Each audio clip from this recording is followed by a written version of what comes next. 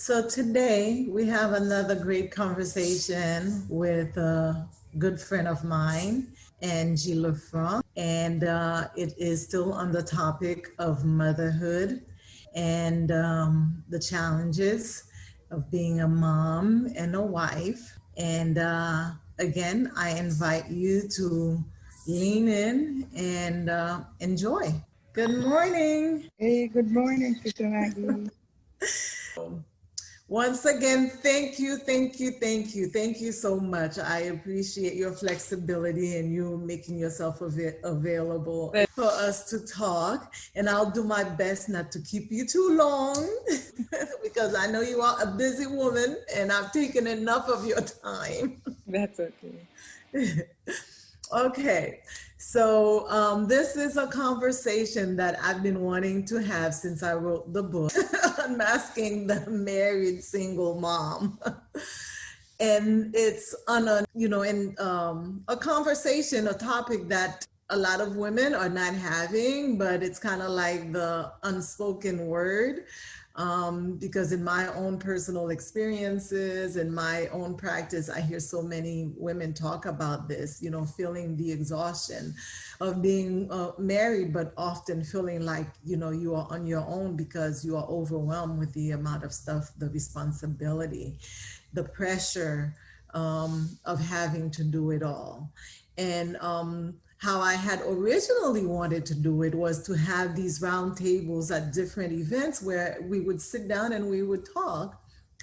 But then we had COVID, and so we are not able to meet and talk, but we can use technology to still have these conversations and to talk about things that often may make us feel uncomfortable, or, we just don't talk about them, don't address them, but it's things that needs to be addressed so that we can have, make some changes. And the hope is that, other women will be able to listen and to relate, and then also to gain some skills, some tools so that, life can be better and we can have some strong family. So I will let you introduce yourself because I'm having several conversations with several women, and what I've tried to do is try to capture a various sample of different women in different seasons in their lives. Those that are newly married, those that are, that have been in the game for a while, like you.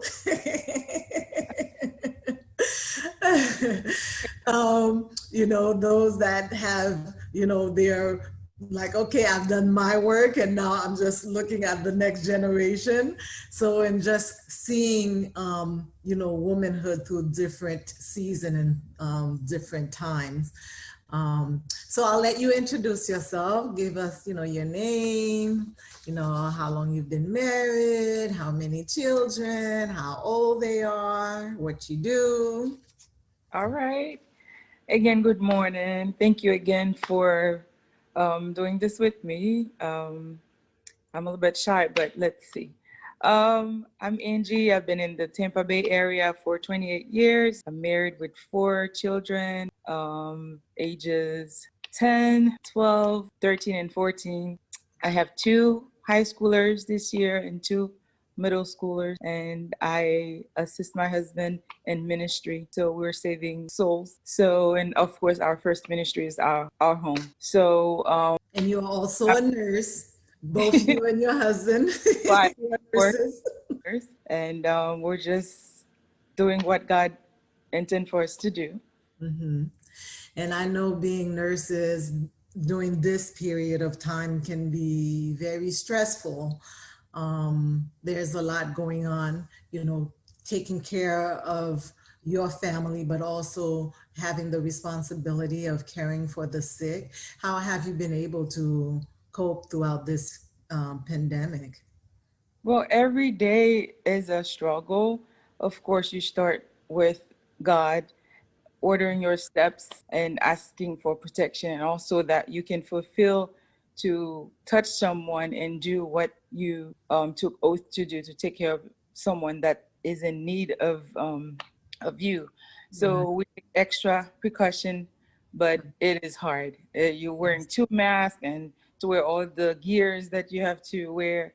It is, frustrating at times. Sometimes you may not have enough, and there's a lot going on, and family calling, they can't come in. So you deal with a lot of pressure, deal with a Right. lot of, Right. but at the end of the day, you want to think that you were safe. You did everything you could.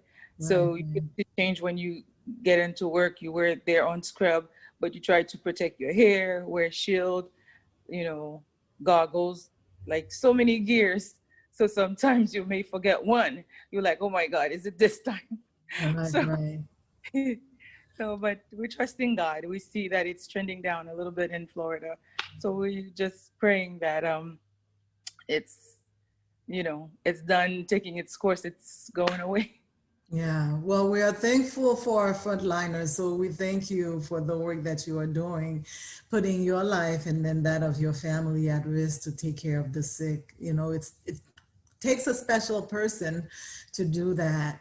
And in moments like this, when pressure is high and having the fear of, oh my goodness, am I, doing everything that I can to keep myself safe and protect my family? I can understand how stressful that could be.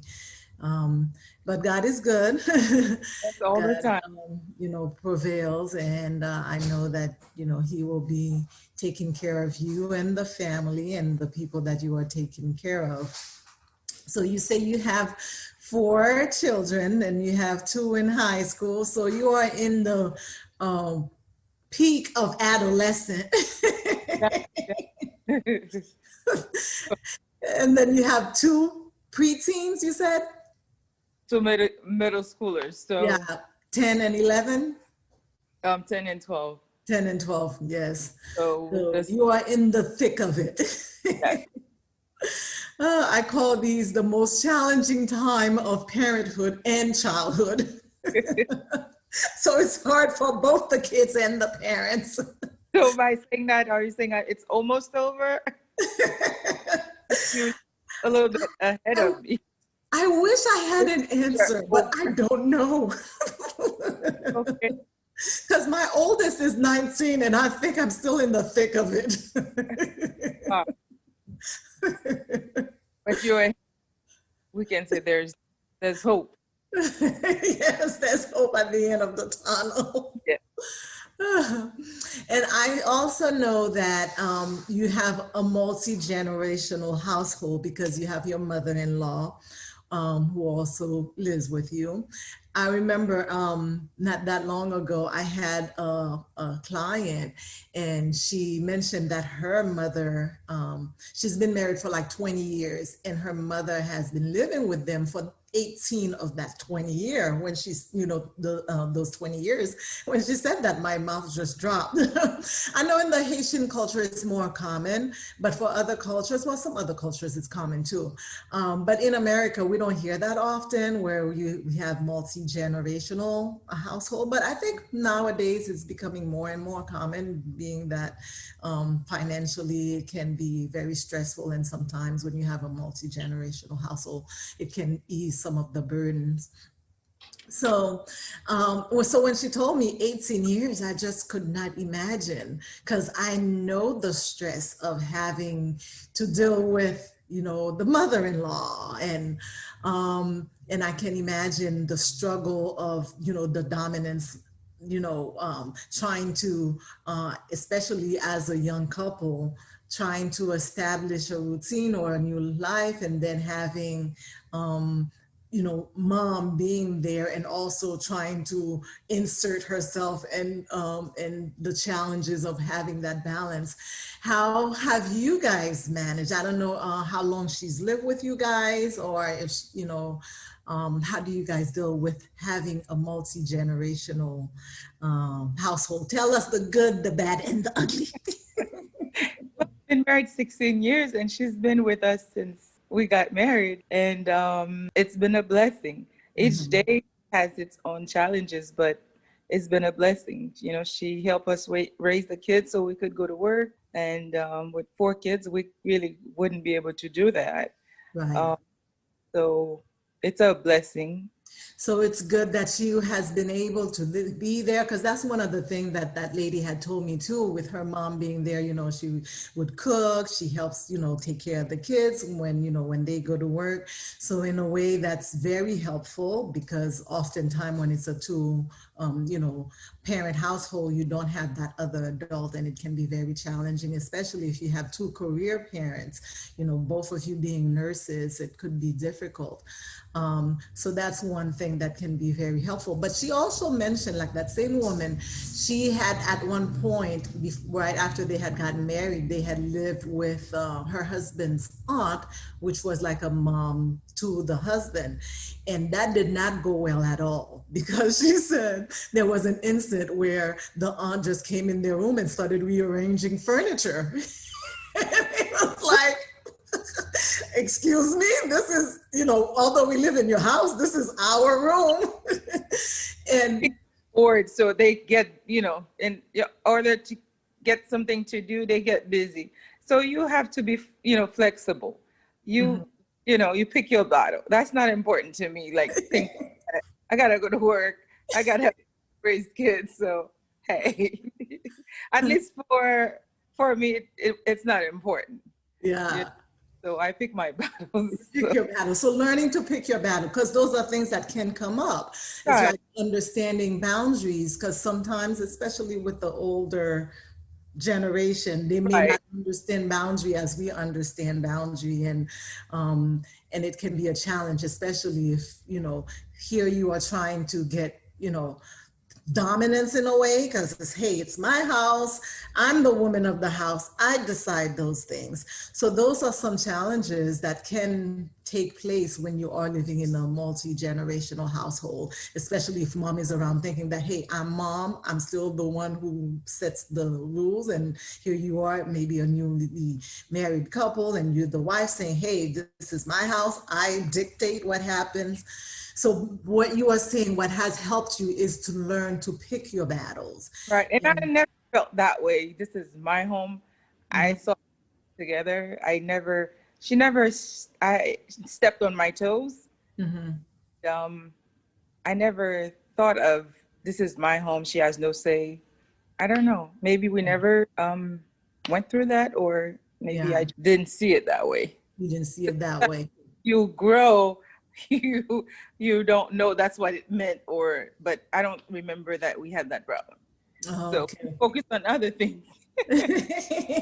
That's good, because that can be a challenge. That can be a Right. challenge with some multi-generational household. It's great that you didn't have to go through that. Um, and oftentimes that's why it doesn't work, or it cannot work, because of that, Some people's temperament just don't match. match. Yeah. Exactly. So Yeah, different personalities, and then also I think too, understanding and respecting boundaries. right. So that could have been not a non-issue for you guys, where it's like, okay, I understand. And it's interesting, because she said she's been, that same person, she lived with her mom for 18 years. And then with the aunt, it was short-lived, because there was not that understanding. Because, and one of the things she said is that, with her mom understand the boundaries. She's like, she doesn't get involved in their issues. Right. She, Yeah. and she stays out, and that has been helpful. Whereas with the other situation, where the aunt was like, okay, hey, I can do, And I come took in. effort. My husband from the beginning had told her, "This is my wife. We're gonna live together. I expect you to, stay on your side and Right. to give us room." And it was never a problem. So from So the get-go, it was clearly defined, the it rules was were, and I was 24, but still a baby. Right. You know, if he did not let her know clearly, then I probably would have had problem. But Right. she's that of a person. So, Right. but I have to say, way in the beginning, Right.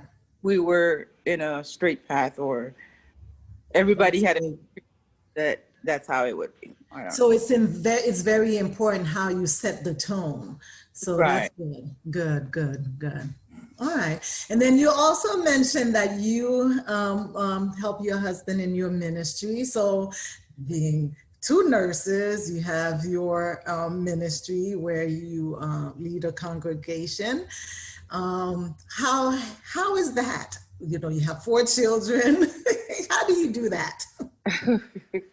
We are busy bees. I guess. Some days I ask myself too, but I've watched my sister raise 7 kids. She was a pastor. So I can say I learned some stuff from her courage, from how she managed things. But of course, you get burnout too. So Right. that's, you have to, ask God, are you really asking me to continue the things you're doing? Because you don't want to miss raising your kids right. You don't want to, you cannot invest too much and neglect what's your priority. Like I Right. said, the first ministry is in my home. I cannot neglect that and then invest somewhere else. But then Right. again, I have to do God's work. Right. I have Right. to go to work and, be able to provide the tokens and stuff like that. So without God, I couldn't do this. So we often have to ask for guidance and just juggle. hmm So I love how you say it, you know, knowing what your first ministry is. So learning to prioritize has helped you to know, okay, my priority is, you know, these children, raising my family. And then, you know, the call that God has placed on your heart, you know, and that is to help, you know, lead this ministry. And sometimes that's what's hard for us as women. It's like, okay, you feel like you pull in so many directions, and you don't want to feel like you're neglecting one and not, you know, not doing what you are called to do. So it's important to understand and to put things in priority. So sometimes, you know, I need to focus on what's the most important, and then, you know, go to the next and then the next. And because we can't do it all. And oftentimes, I think, you know, it's not just society, but even ourselves, we place these, you know, demands on ourselves, expectations, and then it becomes Right. very challenging because we can't live up to those expectations. We try to be super moms and, you know, super woman. So learning to prioritize, from what I'm hearing, is what has helped you to know what's, you know, what you need to focus on. And, you know, being in the ministry is important, but your first ministry is your home. So that's great. So tell me a little bit what you found to be the most rewarding aspect of motherhood. You have four. Of course, each day has its challenges, but also it brings you joy. Right. So when you can see what you are trying to achieve, it's happening. Sometimes you listen to their conversation, you hear each other giving advice, you're like, somebody was listening. So you kind of laughed a little without them seeing that. So Right. it's like, okay, I'm doing something. So it gives you encouragement to continue. So it's like, okay, somebody's listening. Because sometimes you're like, nobody's listening. You really want to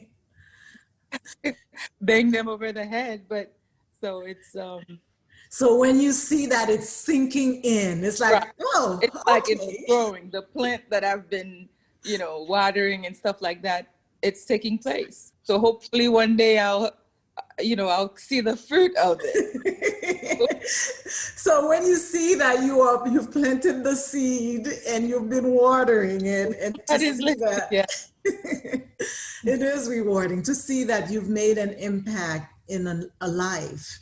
Right. if you've impacted the next generation. And Yes. sometimes it surprises you. It's from the one that is showing like nothing, matters. Nothing is Like they're sinking not in. listening. I'm not following rules. You're like, oh, it's just a show. But deep down, you do care. Yes, that does feel good, especially it's like, are they not getting it? And to see, oh, okay. Yes, that is rewarding. So you also mentioned that there are challenges. What are some challenges that we're going to talk? We know the regular challenges, but what are some challenges that we're not talking about?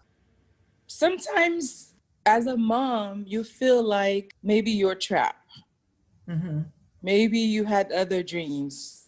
You wanted to pursue school, you wanted to go a little bit further, or, Right. it's something else you wanted to learn.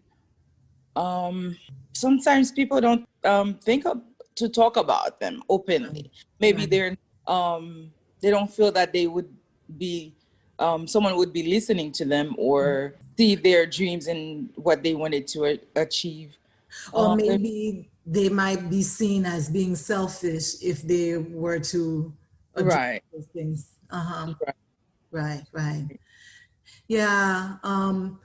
Just the other day, I was talking to one of my girls, and she mentioned that one of her teachers made this statement that women with children are the most oppressed individuals in the American society. If you give up everything. And she's like, when the teacher said that, she was like shocked. And even I didn't know how to respond to that. But in a way, you could see, just like you said, being a mom, you feel like you said your primary, responsibility is to make sure you're doing everything that you can to pour into, your children, and to make sure that you are raising successful children that will be successful adults. And then sometimes with what comes with that is the fact that you might put away your dreams, you might put away, your goals, because now you feel like I have to focus on that. And sometimes we don't have the platform or the opportunity or The the finance. support, to be more than that. And like you said, some women may feel like, hey, if they were to address those things, they would be seen as not a good mother, or being selfish. Um, and I wondered, how can we take down those barriers? Because that's just one aspect of who we are as women. If we have children, we are mother. If we're married, we are wives. But that's not all that we are. We are still an individual with dreams and goals. So how do we tear down that barrier? Do you think it's something that society has placed, or is it like something internally, personally, that we've established for ourselves? Is it something cultural? I'm thinking maybe the Haitian culture. What do you think? I think it's cultural and it's also society. Mm-hmm. Sometimes they feel like once you're a mom, you have to give up, but it doesn't always mean that. Yes, you prioritize. And maybe when you have a newborn, you cannot go back to school because maybe you're not able to financially pay daycare if you don't have that third person in the home to watch over the kid. Right. But at the same time, financially to pay daycare and also pay for school or whatever you wanted to pursue. So you can still have the goal when this child is 5 years old or 3, you can start part-time or, you find you have a plan to achieve this. You might not go full-time, but part-time, whatever it takes. And one day you will achieve that. And the goal can be changed, not the goal, but the way to achieve it. Maybe you started with part-time, but eventually when the kid is in kindergarten, you can go full-time. So you just balance stuff, talk it out with your spouse, with your whole family that's involved. When I went back to school, my mother-in-law had to help my 5 months old. Mhm. So, and when I wanted to go back again, I saw how he had separation anxiety. So I had to pull back and take care of him because I already was not absent, but I was not there full time, with the 5 month old baby at that time. So you Right. just balance things and see what works for you. Mhm, mhm. And I'm just wondering, like you said, you had your mother-in-law who was there to support. I wonder if that's also an issue, not having that support, because I know, especially in our Haitian culture, as women, we're expected to be the one to take care of the house, to take care of the children. And if you don't have a spouse who's open-minded, who is supportive, that can be challenging. Um, do you think that could be an issue, especially in our culture where even though you might want to pursue, it's not that you don't have the desire, but being that if the sole responsibility of raising the kids and the house and, taking care of the household, you feel you not only believe it's yours, but the other person is also expecting you to do it. Do you think it's something that can be affecting some women? Absolutely, absolutely. You need support to be able to make these things happen. Right. Especially, it will take the stress. If you don't have the support and you decide to, make it on your own, you're gonna have more stress. So Right. you still have to pass the test, and so that's a lot of stress. But when you have everyone involved helping you out, then less stress on your side Right. to Right. make Right. things happen. So Hmm. definitely you need support from your spouse, number one, and everyone else involved. So Right. Right. Right. So, do you think in our culture, I know I'm talking about the Haitian culture because that's the one we're most no, familiar with, or and we're in America, things are different. Do you think it's something that is openly talked about? Like, hey, some of the concepts or some of the um, ideas that we had either growing up or what has been taught to us, we need to kind of challenge them in a way. Do you think we're doing enough of that, challenging some of those concepts about, um, being the complete woman? You have to do these, and that's your responsibility. And if you don't do it, then something is wrong with you. You're not a good woman. You're not a good mom. I don't think we talk openly about these things. Right. Um, of course, we need to talk more about it. But what I've seen in the new generation, a lot of them don't want that responsibility. They say, I have to travel, I have to live my life. So therefore, they don't want to get married, they don't want to have kids.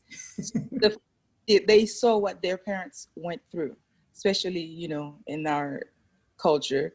So Uh-huh. like they don't do nothing. They just raise kids, cook and clean, and so the new generation, they want more. They said no marriage, no kids. So it's like a me. So a So complete extreme. It's like either or. It's right. either I get married and be like this teacher has said, be oppressed, or make it all about me and just do my own thing. And of course, they don't want someone else controlling. So they use that word a lot. I Um, don't have to submit myself. I don't want to be told when I have to do something. So they want to be independent. mhm. So I love the word submit that you brought up because that's what has been used many, many years in a way to suppress women. But that word is so misused that right. sometimes when men or women mostly hear that word, it's kind of like they cringe.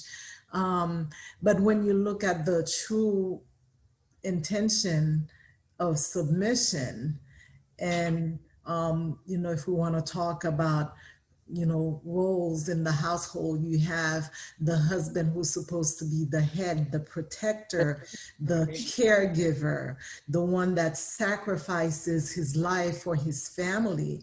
And then you have the wife who comes along, who is a partner and submits under the authority of her husband. This was supposed to be something beautiful that God created, but men have used the word submission into something that it's not. And now when you hear submit, it's like, oh, I don't want anybody controlling me. I think it would be hard to submit to someone that's not leading. Right, right. So if you're not doing what you're supposed to do, I have to do it myself. I have to make things happen. Then, what is there to Submit to, right, right? right. And then in leading, like you said, leading is not just, hey, I tell you what to do, but it's, I'm here, I love you, I'm taking care of you. Right.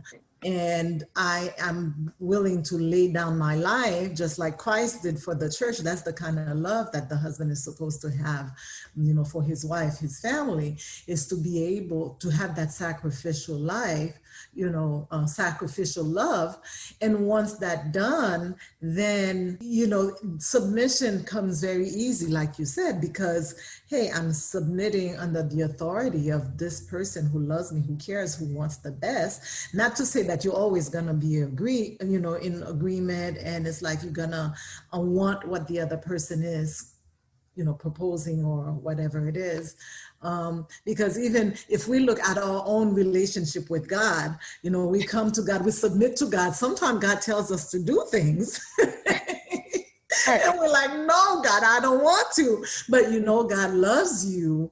And even though you might be fighting God, hey, God loves me, and whatever God wants, I know it's for my own good. Right. And I might be kicking and, mumbling under my breath as I go and do it. But I know I'm submitting under his authority, and he loves me and will not want anything bad for me. And I'm okay with that. And that's how, that relationship. And it's interesting that the example that is, God used in the Bible about the love of the husband is like, you are to love your wife like Christ loved the church. And so when you have that kind of love, submission, although it's, as human, we don't like to submit, but it comes easier than when you have somebody who doesn't care, like you said, who's not leading, who just wants authority and wants to be a dictator or an authoritarian. So do you think the church is doing enough? I know you and your husband are in ministry in addressing those issues and teaching the people and, men, women, how to love one another and how to submit faithfully. The church is not doing enough. Mm-hmm. Definitely, the church is not doing enough. We need to educate more and talk more openly about these things that that's affecting, the church family and stuff. So we need to discuss these things so everyone can have better understanding. Right, because we're looking at the state of family, and we look at the family in the church and out the church, and sadly there is no difference. You see the same struggle, the same issues that's in the world is also in the church, and it makes me wonder, how can we change that? How we are supposed to be light? How do we reflect light in the family and be an example? Because, hey, married life is not easy. Oh, You have no. two imperfect beings, living together, and then, in a lot of cases, raising children. It's not easy. So how do we work through these things? How you mentioned the church is not doing enough. What do we do? I think definitely more conferences with family. So start within the church, then they can reach out to the community, so to get the word out there, everyone talking, and then so they can see the differences and balance stuff and learn the new approach. Yeah, so more education and outreach. How about counseling? Do you think that, premarital counseling, marital counseling, because that's not something we're big on in the Haitian culture? Definitely.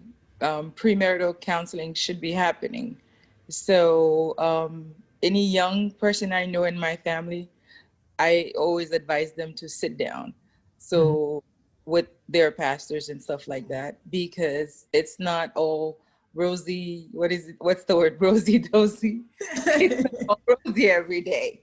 When the challenge comes, you need to be able to, stand up and fight. So if you're not ready to fight, don't get engaged. Don't Right, in the battle. So definitely they need to be counseled right. on how to face difficulties. And as we talk about that, I'm just thinking about my own marriage when I was getting married. I mean, I remember meeting with the pastor, but we didn't have any sort of like long term. I think maybe a few times we met with the pastors. We talked about a few things, At but least are you saying there are some that don't have it at all? right. Usually, they do I would say they do the counseling at the ceremony sermon. All Yes. these things he said before. So for an hour, they sit there and listen to a sermon. Everybody's so happy and laughing, but that should have been done free counseling. So hopefully in our culture, it's happening more, but I know it's a requirement. I don't know if it's not if it doesn't happen, they won't get married, but I know it's a requirement for them to get counseling, correct? No, it's not a requirement. I know in the state of Florida, because I teach the parenting class for divorcing parents when they're getting divorced and they have young children. And many times I've heard this same statement. Why are we taking this class now? Why didn't they require us to take it Okay. prior to us getting married? I don't believe the state of Florida has any requirements for couples to take any sort of class before marriage. But some of the things that I present in this class to parents that are getting a divorce are things that are important. It talks about communication, about parenting style, and those are all things that are major issues in marriage. And they're like, wow, I wish we had this before we got married. So that could be something that, we need to look at, when people are getting married. Yeah, everything is beautiful, rosy, but marriage life is tough. And sometimes people go into marriage with, Wrong intention. Yeah, and wrong expectations too of what it's supposed to be like. Do you think when you were getting married, you were prepared? You had it all figured out? No, we weren't that, because in our culture, we don't openly, I guess our parents don't openly discuss certain things. Right. So, but you learn from your environment and, from your surroundings. So in your mind, you can decide what will do. I think that's how I had it in my head. So you're like, okay, I'll figure it out as I go through it. Well, But at in my least head, I knew that I have to fight. So, Yeah, I think many people don't realize marriage is a fight, and it's not a fight with each other, but a fight for the marriage to survive. I didn't know this. And that's me being honest. And I think we don't talk about that. And we get into marriage thinking that, oh well, I'm gonna be different because X, Y, and Z. And it's going to be different for me because X, Y, and Z. And then you get in there. No, it's not any different for you. It's a fight, and you have to have certain, first you need to have God. I don't think any marriage can survive without God. Yeah. That's just Yeah. me putting it out there. You talk to. That's who you talk to if you cannot talk to each other. Then he intervene.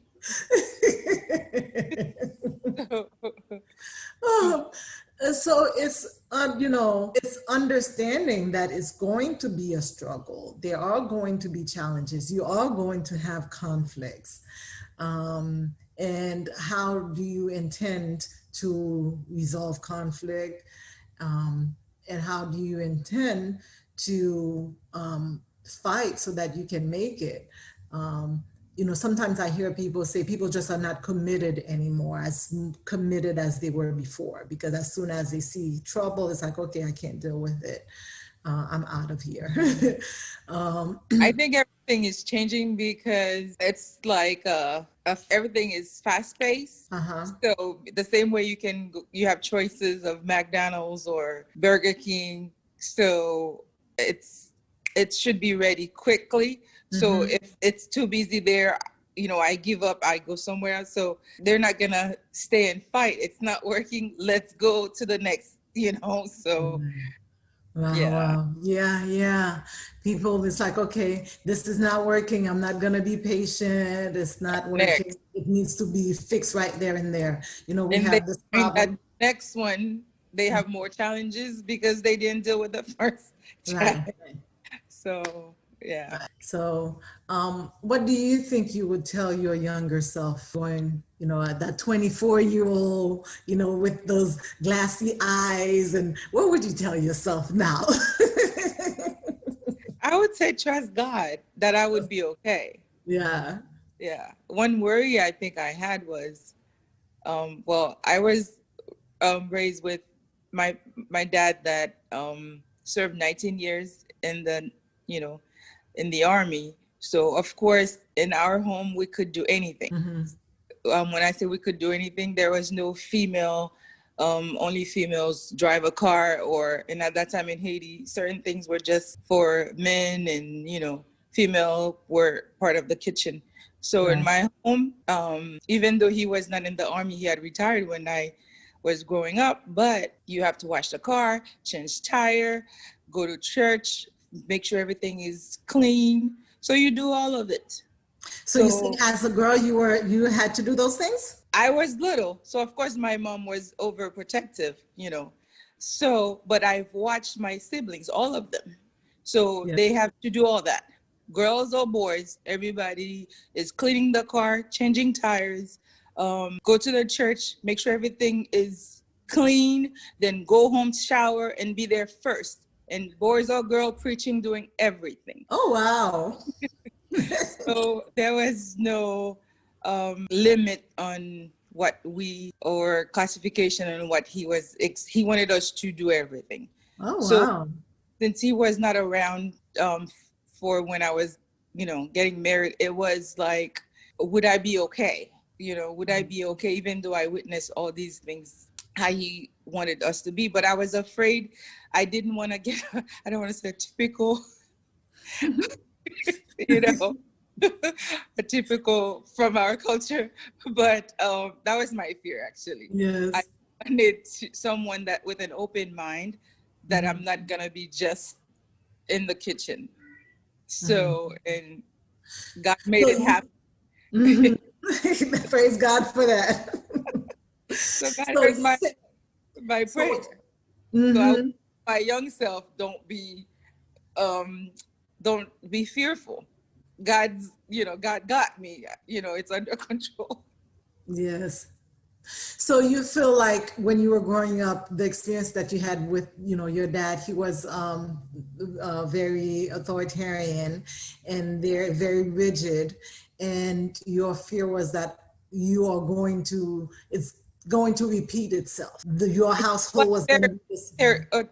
Authoritarian, but he allowed us to be everything, to be in everything, to wash cars, to be in the kitchen, boys or girls. It didn't stop us from experiencing both sides. So I did not want a typical man that just put me in the kitchen, because it happened a lot in our culture. That was outside the norm of our culture. Right. So, but I've seen it around, since we were part of church, there's a lot of things happen. Once young girls get married, you don't see them. It's like they disappear. So it's just in the home. You don't socialize. You just take care of kids. And it's just like kids after kids. They're just popping them out. And that's, So that I was was scared. So I was like, I don't want to get married. We did it for a while. I'm like, nope, I don't want that. So that was your fear, that once you got married, you're trapped. Right. So I didn't want to. You would cease to exist.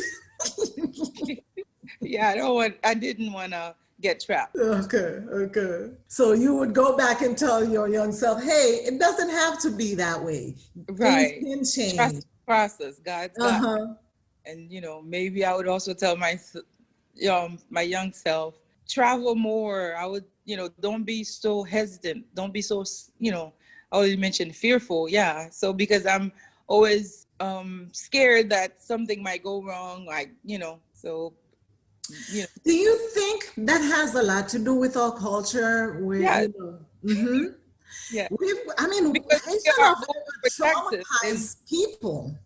We are a traumatized people. So, yeah, that's something that we have to work within ourselves, and we have to recognize that we have a lot of fear because it's not, it's just a product of our environment.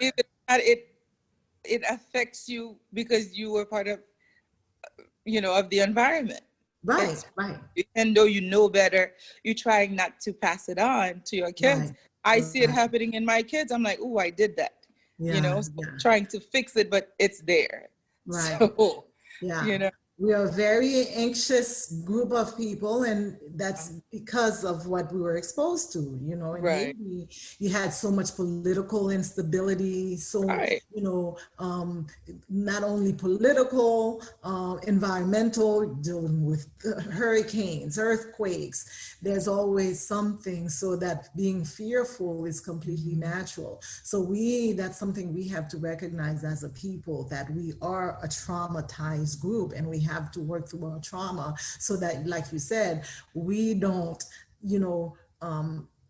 influence our children and their children, and being able to recognize that and to say, hey, I could have told my younger self, hey, relax a little. Don't be so afraid to try out new things. And I can totally relate because I'm right there with you. So now tell me, how do you balance it all? Super mom, super nurse, super pastor wife. How do you do it? What do you do? Tell us your secret. I would like to say that maybe I delegate, but it doesn't always stay on that route, because oftentimes I find that it wasn't done the way I would do it. So sometimes it's like, I don't know if they do that on purpose so I could take over, because, let me do it that way, because I know she'll say, okay, let me do it. Even though I delegate, it probably didn't take place, but now I'm learning to let it be. Just like you said at the beginning, picking your battles. It's so dirty, let it be. I'm not going to fight. Use my energy, because my energy is not where it used to be. So let me save it for later. With, more important things. So, yeah, see, that's the thing with delegation. When you delegate, you have to learn to let it go. If I say you're going to do it, I am willing to let it be done to your standard and not mine, and be okay with that. And sometimes as women, we have a hard time doing that. Right. So, because we want it our way. Right. So I'm learning to let it go and accept the way it is. Yes, so that's who did it. Okay, we're going to work with that. So maybe when the table turns again, it's in me, I'll do it my way. So I'm trying to let go and just. So delegation has been very helpful to you, just making sure you're not putting everything on your shoulders and then you get burnt out. You delegate. So do you delegate to your spouse or do you also delegate to the children too? Do they have their To own? everyone. Everybody. To everyone. I may not always be the one taking them to the doctors, so if it doesn't work this month for me to take them, yeah, he takes them or he'll cook. So whichever works, Right. so it's whatever works for us. So Right, even though the culture might say otherwise, but right. So being able to, so delegating and also being open-minded and to not be confined to what the culture is dictating, but trying to see what works for your family. Because when we look at culture, if we're looking at culture, it says, hey, as a woman, you're supposed to do that, especially our Haitian culture. And then we tend to attach certain tasks and responsibilities to certain position. It's like, okay, the wife is supposed to do this X, Y, Z, and husband do ABC. So it's not that, because every family is different, especially nowadays when you have two working parents in the household, and not every family is as fortunate as you to have an extra adult, like having a multi-generational household. So tasks and responsibilities have to be flexible, where it's how that family is going to function. What works for one family may not work for you. May not work for another family. So being that flexible, delegating and being flexible with the tasks, the responsibilities, you feel has been very helpful, because hey, sometimes I might cook, sometimes he may cook. It may not be too, the flavors may be off from what I would want it to be. Hey, but we gotta eat. Yes, we're not throwing it away. Let's go. Let's stop. And then you also said not only the adults have responsibilities, the children have responsibilities. I can think of a perfect example with my 7-year-old. Just the other day, it was Friday, and she was supposed to have show and tell. So she was supposed to bring something to school that day. And then later on that day, she's like, Mommy, today was show and tell, and you forgot to give me something to bring to show and tell. I'm like, no. You were supposed to bring something. That's your responsibility. That's a good one. Yes, it's your show and tell. You choose something. But these are all things, because then, as women, we feel like, oh, I have to do it all. Like, oh, I'm sorry. No, everybody have to do their part in the family for it to be able to work. Because if you have it just on one person, that's just pure exhaustion. And eventually you will burn out, because you are not a robot. Right. And you need to be able to balance it out. So with delegation, how about, for yourself, do you have some things you do for yourself? Do you have your time where it's you? How do you replenish and regenerate? I don't have anything in place besides prayer. Mm-hmm. That's all I have right now. I just pray, and I try to do it when I would be, I want to say, more available when it's quiet. So early on or late at night. Right. Most of the time it's late at night, since I work early. Mm-hmm. So, midnight till 3. So I just spend quiet time and just replenish and talk to God, but I don't do anything else. I don't go out. Do you find that's helpful, or do you feel like you get replenished and refreshed when you have that time with God? Absolutely. Not only you talk, but you also stay quiet and hear him talk back to you. So that's what I have so far. But I'm hoping to, still pray, but get something tangible, something that I can do around, so. Right. Yeah, I agree. It's important. And especially that time with God, that's very important. The fact that you're able to set that time apart, and aside to do that, that's very helpful because we as women or just human in general, we do need that time for ourselves to replenish, to be focused. We are, especially women, we are naturally, programmed, wired to give and to nourish and to nurture. And sometimes we focus on that and don't focus on time for ourselves. And it's important that time in prayer is very powerful. I think that's the most important thing, most powerful thing that you can do. Spending that time to connect with God.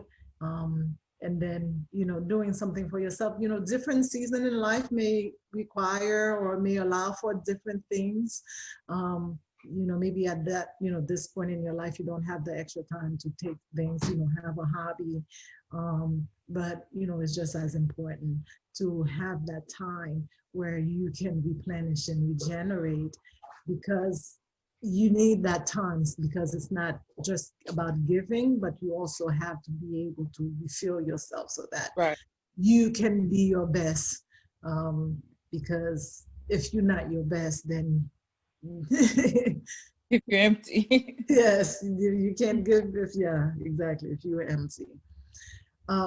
So once again, I want to thank you for taking the time to sit and chat and to share with us. I don't know if there's any final words that you'd like to share before we end, but I just wanted to say thank you. I thank you for all that you do, not only for your family, but also for the community and also for reaching out and saving souls, you and your husband and your ministry. So I thank you. Well, I want to say thank you for putting this together. I would not imagine that I'm talking, because I'm so quiet. So, but it happened. It happens. Yes, yes. You're doing a great job in the community. So, and especially you fight for our culture, you fight to educate. So I would say continue doing that. You're doing an awesome job, and that your reward is not on earth, it's in heaven. Don't get discouraged. Hang Yeah. in there, doing an awesome job. Oh, thank you so much. I appreciate that. Thank you.